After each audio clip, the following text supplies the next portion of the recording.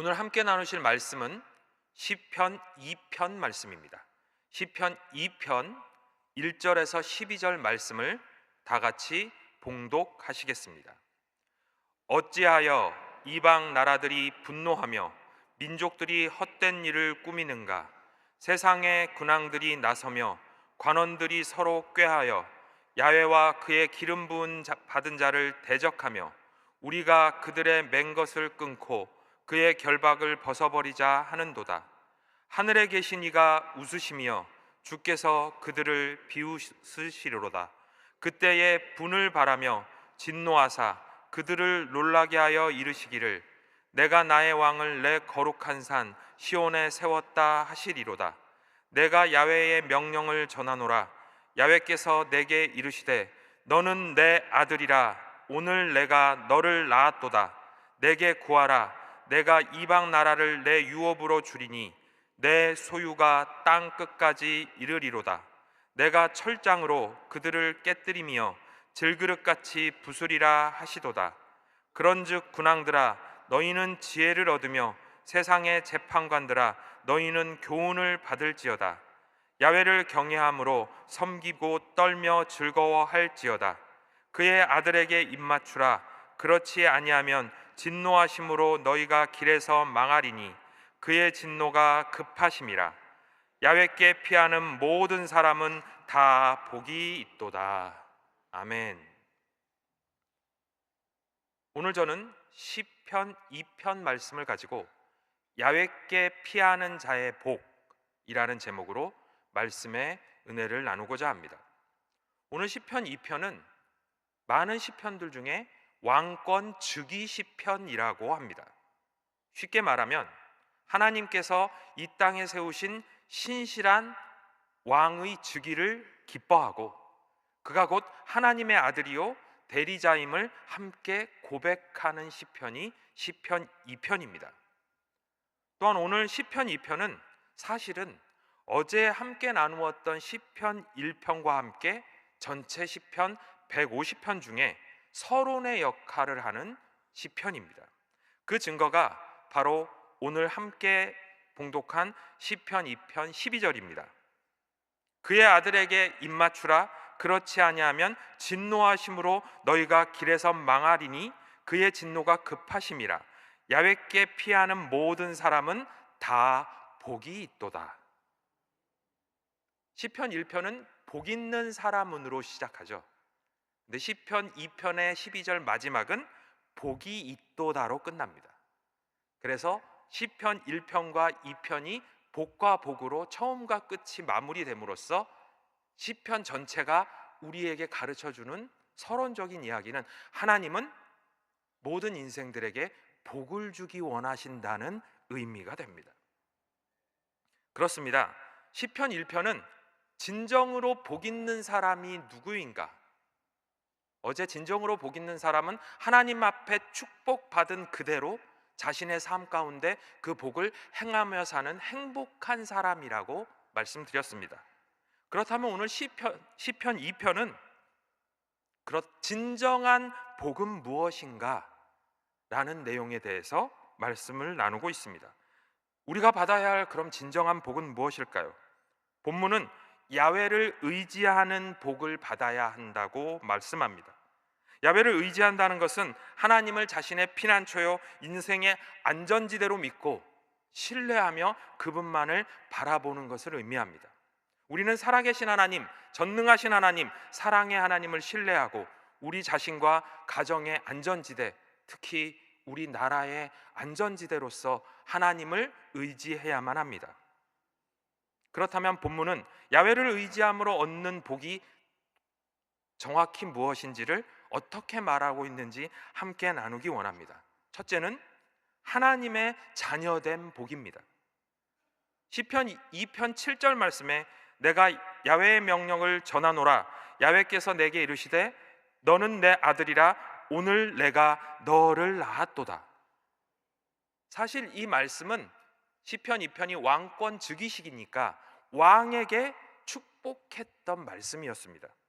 그런데 베드로전서 2장 9절에 보면 이렇게 기록되어 있습니다. 그러나 너희는 택하신 족속이요 왕 같은 제사장들이요 거룩한 나라요 그의 소유가 된 백성이니 이는 너희를 어두운 데서 불러내어 그의 기이한 빛에 들어가게 하신 이의 아름다운 덕을 선포하게 하려 하심이라. 이처럼 왕 같은 제사장이 이제는 특정한 한 사람의 왕이 아니라 하나님을 믿는 바로 우리 성도 모두임을 성경이 가르쳐 줍니다. 그렇습니다. 이 세상에서 우리가 가장 복된 이유는 하나님의 아들이요 하나님의 딸로 살게 되었다는 사실입니다. 영화 중에 캐스트 어웨이라는, 즉 표류하는 한 사람에 대한 이야기를 다룬 영화가 있습니다. 톰 행크스라고 하는 꽤 유명한 배우가 출연했던 영화인데요, 한 택배 회사의 비행사가 바다에 추락하여 구사일생으로 살아남았습니다. 한 사람이 살아남아서 1500일 동안 무인도에서 생존하다가 겨우 구조되는 내용을 담고 있는 영화입니다. 외로운 무인도에 홀로 남겨진 주인공은 어느 날 바닷가를 지나가면서 배 한 대 지나가는 것이 없나 하고 쳐다보고 있는데 바닷물에서 무언가가 둥둥둥둥 떠옵니다.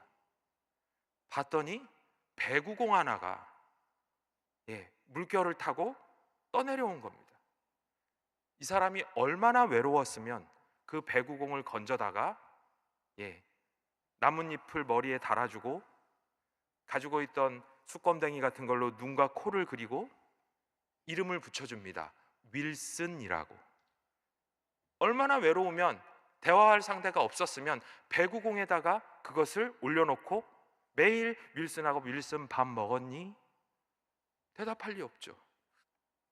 그런데 어느 날 무인도에 비가 내리기 시작합니다.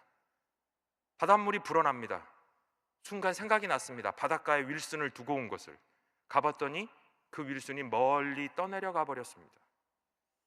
그 배구공을 붙들지 못해서 이 주인공은 너무나 슬퍼하고 가슴 아파했던 장면이 기억이 납니다. 여러분, 사람은 의지할 곳이 있을 때 힘이 납니다. 우리의 의지할 곳, 우리의 힘은 야훼 하나님입니다. 고아와 과부를 성경이 불쌍하다 여기는 이유는 그들에게 의지할 곳이 없기 때문입니다. 하나님을 아버지로 부르지 못한 사람은 우주에서 미아가 된 사람들입니다. 우주의 고아가 된 사람입니다.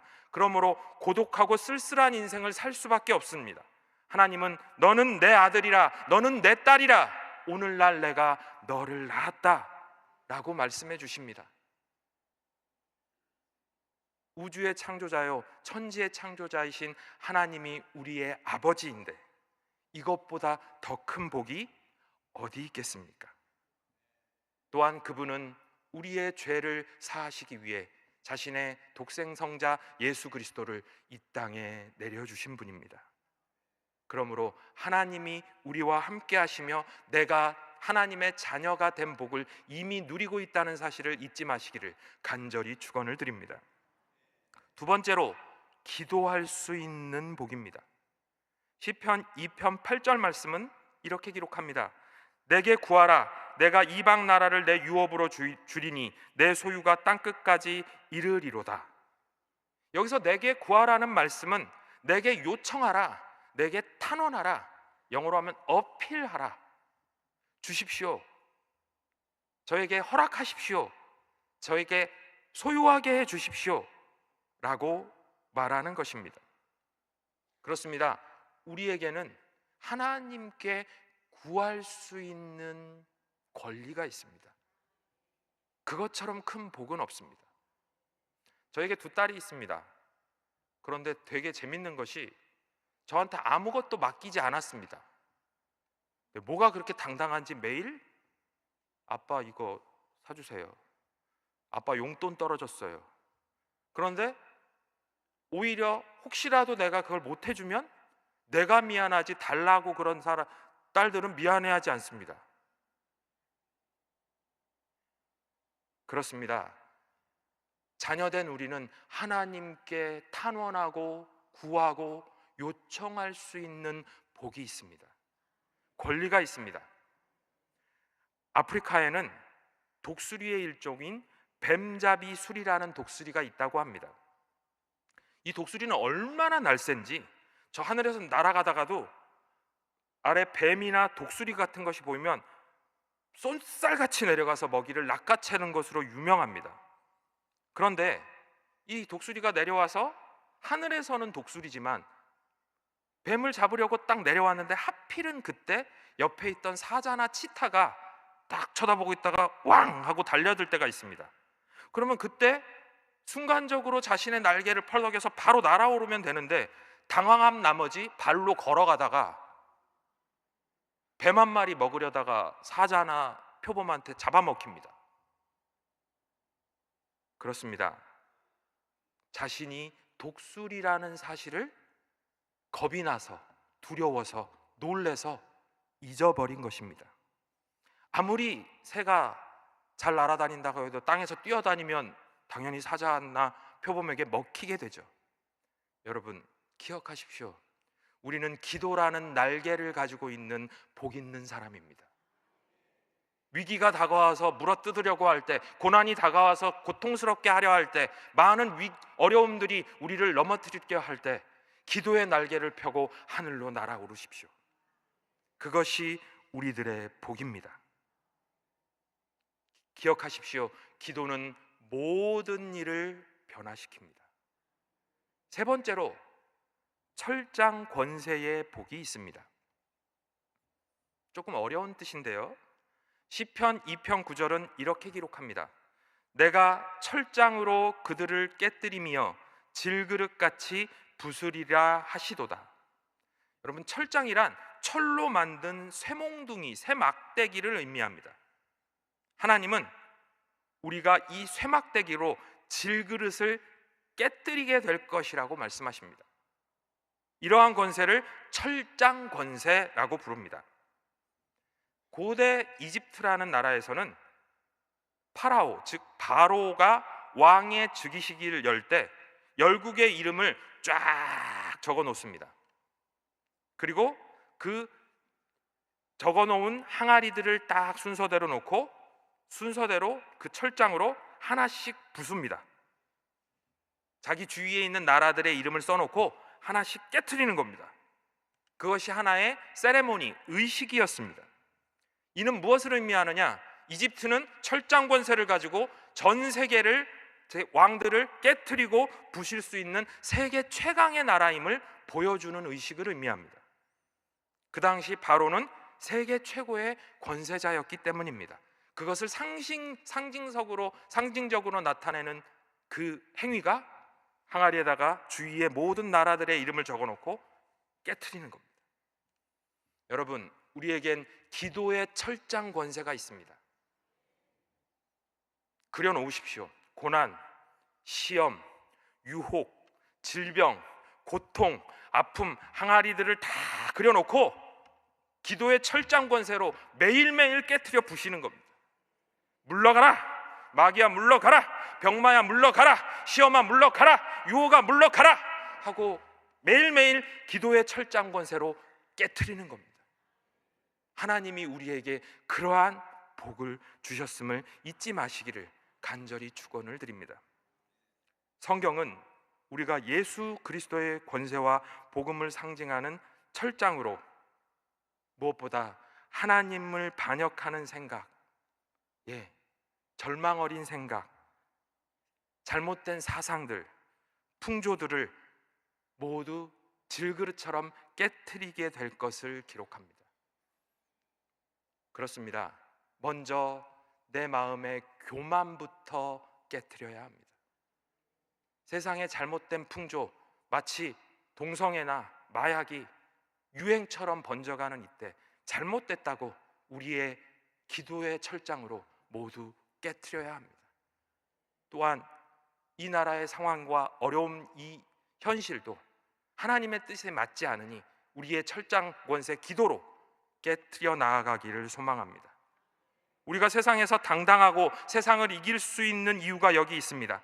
바로 하나님의 철장 권세인 그 권세, 하나님의 기도의 권세로 모든 세상의 어려운 문제들을 깨트려 부수어 나가게 되시기를 간절히 축원을 드립니다. 그래서 사도 요한은 하나님의 자녀인 우리의 권세에 대해서 이렇게 기록합니다. 요한일서 4장 4절 말씀에 자녀들아 너희는 하나님께 속하였고 또 그들을 이기었나니 이는 너희 안에 계신 이가 세상에 있는 자보다 크심이라. 또한 요한일서 5장 4절에서 5절은 또 이렇게 기록합니다. 무릇 하나님께로부터 난 자마다 세상을 이기느니라. 세상을 이기는 승리는 이것이니 우리의 믿음이니라. 예수께서 하나님의 아들이심을 믿는 자가 아니면 세상을 이기는 자가 누구냐? 우리 예수님이 하나님의 아들임을 믿지 않으시는 분들 여기 없으시죠? 여기는 있을 수가 없습니다. 새벽에 나오신 분들이 그럴 리가 없거든요. 우리의 권세는 바로 예수님을 하나님의 아들로 믿으니 세상을 이긴다고 성경은 기록합니다. 이처럼 교회는 유일한 대안입니다. 하나님을 믿는 그 기쁨의 소식, 복음만이 세상의 모든 비밀을 깨우쳐 알게 해줍니다. 또한 하나님은 이 놀라운 복음의 권세를 성령 안에서 우리 안에 이미 허락해 주셨습니다. 우리가 믿음을 변질시키면서 세상 앞에 비굴하게 사는 것은 하나님의 뜻이 아닙니다. 물질에 굴복하고 권세에 굴복하고 세상의 잘못된 풍조들의 유행에 굴복하는 것, 하나님 뜻이 아닙니다. 기도함으로 능력을 받아서 믿음으로 초지일관하며 하나님 앞에 나아가기를 간절히 소망합니다. 그러면 우리가 세상을 이길 수 있도록 하나님이 우리의 자신과 우리의 가정과 우리의 나라와 교회를 지켜주실 것을 믿습니다. 독일의 베르너 티키 퀴스텐마허 목사님, 이름도 참 길죠. 저서 중에 단순하게 살아라 라는 책이 있습니다. 거기에는 단순한 것이 삶의 능력이고 힘이다 라고 말합니다. 즉 물건, 재정관, 인간관, 세계관, 그리고 삶의 지침을 단순하게 할수록 집중하게 되어 삶을 더 가치 있게 살게 된다는 것입니다. 우리는 이제 2024년 마지막 날 새벽에 제단을 쌓고 있습니다. 그리고 이제 24시간도 안 남았네요. 2025년도가 밝아옵니다.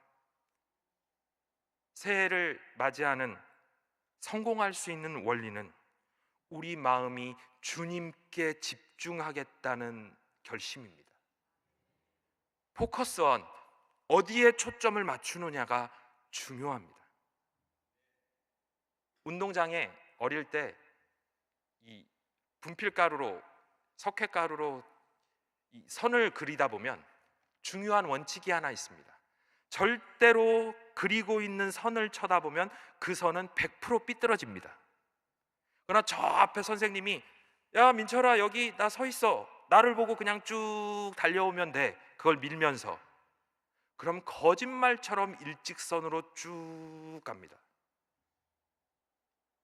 저 승리의 길 앞에 주님이 여기입니다, 여기야 하고 기다리고 계십니다. 단순합니다. 주님만 바라보며 달려가면 됩니다. 6세기 영국의 선교사 컬럼바는 12명의 동료와 함께 스코틀랜드 복음화를 위해 떠났습니다. 당시 스코틀랜드에는 피크족이라는 호전적인 종족이 살고 있었습니다. 컬럼바는 스코틀랜드 해안에 내리자 타고 왔던 배를 불살라 버렸습니다. 즉 죽더라도, 피크족에게 잡혀 죽더라도 그곳에서 죽겠다는 믿음의 배수의 진을 친 것입니다. 단순했습니다. 돌아가지 않겠다라는 원칙이었습니다. 선교에 성공하지 못하면 모든 것을 하나님께 맡기겠다는 각오를 했던 것입니다. 미국의 사업가 록펠러는 평생에 어머니가 세워주신 몇 가지 원칙 중에 예배 시간에는 앞자리에 앉아라, 자기 전에 하루를 기도로 돌아보고 11조를 반드시 드려라, 그 원칙으로 지금까지도 록펠러 재단이 많은 일을 하고 있는 놀라운 은혜를 보여줍니다. 단순했습니다. 하나님을 잘 섬기는 것이었습니다. 말씀을 맺겠습니다. 하나님의 말씀의 원리대로 살아갈 것을 작정하십시오. 시편 1편과 2편이 그대로 가르쳐 주는 것은 야훼의 율법을 주야로 묵상하라는 것입니다. 우리는 하나님의 아들과 딸입니다. 그리고 하나님이 우리에게 놀라운 은혜를 주었습니다. 기도의 철장 권세를 주셨습니다. 또한 하나님께 집중할 수 있는 믿음을 주셨습니다. 이제 하나님의 자녀답게 기도의 날개로 비상하며 복음의 철장 권세를 들고 말씀의 철장 권세를 들고 세상의 유혹과 문제들에 당당히 맞서주십시오. 우리는 하나님을 믿으니, 예수 그리스도의 능력을 믿으니 세상을 능히 이길 힘을 하나님으로부터 받았습니다. 하나님의 주시는 복을 받아 이 복이 나 한 사람에게 머물게 하지 마시고 우리의 가정, 직장, 사업장, 그리고 온 나라가, 그리고 섬기는 교회가 온전히 하나님의 복으로 넘쳐나도록 만들어내는 그러한 하나님께 의지하는 복을 가지신 귀한 성도님들이 되시기를 간절히 축원을 드립니다. 기도하시겠습니다. 사랑의 하나님 아버지, 감사합니다. 오늘날 내가 너를 낳았다고, 내 아들과 딸이라고 하나님이 말씀하십니다. 하나님, 우리에게 주신 자녀됨의 복을 기억합니다. 또한 철장 권세로, 기도의 권세로, 말씀의 권세로 우리를 갑옷 입혀 주심을 또한 감사합니다. 하나님, 세상을 능히 이기게 하여 주옵소서. 어떠한 고난도, 어떠한 위기도, 어떠한 슬픔도 모두 이겨낼 수 있게 하여 주시고 하늘의 능력으로 하나님, 세상을 이기는 믿음의 사람들로 날마다 승리하게 하여 주옵소서. 예수 그리스도의 이름으로 감사하며 기도드렸사옵나이다. 아멘. 하늘에 계신 우리 아버지여, 이름이 거룩히 여김을 받으시오며 나라가 임하시오며 뜻이 하늘에서 이루어진 것 같이 땅에서도 이루어지이다. 오늘 우리에게 일용할 양식을 주시옵고 우리가 우리에게 죄 지은 자를 사하여 준 것 같이 우리 죄를 사하여 주시옵고 우리를 시험에 들게 하지 마시옵고 다만 악에서 구하시옵소서. 나라와 권세와 영광이 아버지께 영원히 있사옵나이다. 아멘.